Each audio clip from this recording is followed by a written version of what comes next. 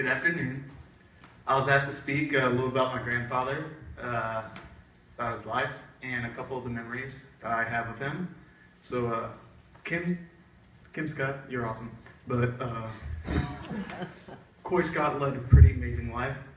As mentioned earlier, he was born on February 23rd, 1923 in Manchester, Tennessee. Fourth child of 8. That's crazy. He grew up on a farm. Each morning he had to milk the cows before he would, as he would say, walk both ways uphill in the snow to get to school. Up until 8th grade, he attended a one-room schoolhouse. Fortunately, in high school, he got to ride a bus. However, in 10th grade, he quit school because he said that he had had enough.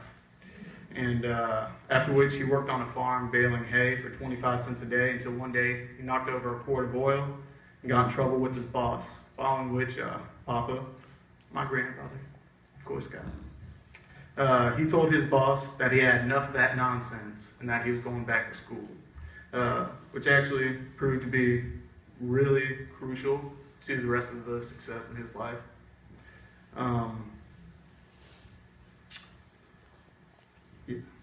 One day, once he went back to school, he played football, and with his 6'5" frame, he proved to be really good at it. Tall people, they're usually good at it. He was so good that later he played in college. However, before he had the chance, he was drafted into the Army and was bound for Korea. However, after basic training, he was never deployed. He would tell me that he had it easy in the Army. While everybody else would be doing drills, he'd be playing basketball, football, and golf, relaxing all day long. Upon finishing his service, him and 27 others played football for McNeese State University. This actually is the Letterman jacket from there. At McNeese is where he met my grandmother, and in 1957 they got married. 2 years later he graduated from McNeese with a master's degree in physical education, and that same year he was also drafted by the NFL to play for the Los Angeles Rams. However, he was never able to play a full game, play a game at all, because of a back injury during practice. 1959 also happened to be the year that their first marvelous son, Kim, was born.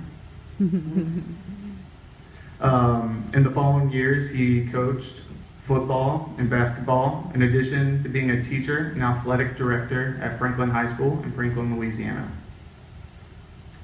These were some of his most rewarding years. In the following years, Mimi and Papa were blessed with 3 more children. Shauna, my mom, Philip, who unfortunately passed away as a child due to spinal meningitis, and David, who lost his fight to cancer in 2012. In 1976, Mimi and Papa moved the family to Lakeland, where Papa was a business owner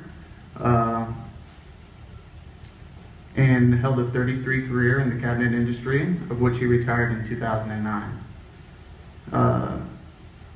In these years, Mimi and Papa also made the transition from not only being parents to also being the grandparents of 6 beautiful grandchildren, me included.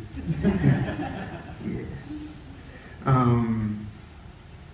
During this period, I have very fond memories of picking my own switch and being told that I made a better door than a window when I stood in front of the TV during a football game. I also learned that if you left any meat on a rib or a chicken wing, that you were being wasteful. When I was young, he would sing, "You're my sunshine" to me. He's a funny guy. In his later years, he would always mess with the telemarketers on the phone when they'd call the house. Drive my grandmother crazy. Coy, you can't do that. Get in trouble for that now. And no matter how he felt, even to the last couple days, when you'd ask him how he's feeling, he'd touch himself and say, with both hands. He was a father, a husband, a brother, a veteran, teacher, coach, athlete, businessman, role model, friend, and a very loving grandfather. In closing, as I stand here in front of my friends and family, I know Heavenly Father has a plan for his children. I know that families can be together forever, and I know there's no such thing as a lost life. People dread death of any kind, and people also ask themselves why they bring a child into a world as corrupt as this one. Well, much like birth is a gift, so is death. Both things are here for us to experience and to appreciate and to thank our Heavenly Father for. Whether we realize it or not, life is a preparatory state in which we are here to prepare to meet our Heavenly Father. As I mentioned earlier, much like birth is a gift, so is death. It's a release, and that actual time we get to meet our Heavenly Father. And lastly, do not fear the end, but instead rejoice. There's nothing more beautiful than meeting our Heavenly Father, which is what my grandfather has finally gotten to do. Thank you.